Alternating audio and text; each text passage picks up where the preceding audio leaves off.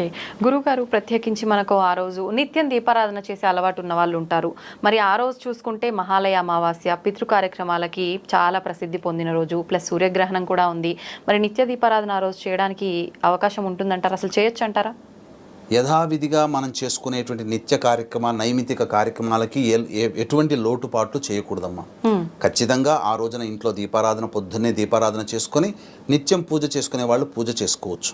కానీ ఇంటి ముందర ముగ్గు వేయకూడదు. పిండ ప్రదానం చేసేటప్పుడు ఇంటి ముందర ముగ్గు వేయకూడదు. ముగ్గు వేసామంటే దేవతాశక్తి వస్తుంది.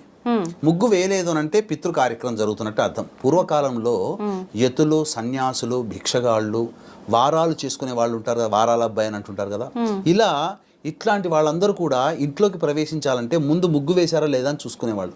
ముగ్గు వేస్తే వాళ్ళ ఇంట్లో మంచి శుభకార్యంగానే ఉంది అని తెలుసుకొని ఆ ఇంటికి భిక్షకు వెళ్ళేవాళ్ళు.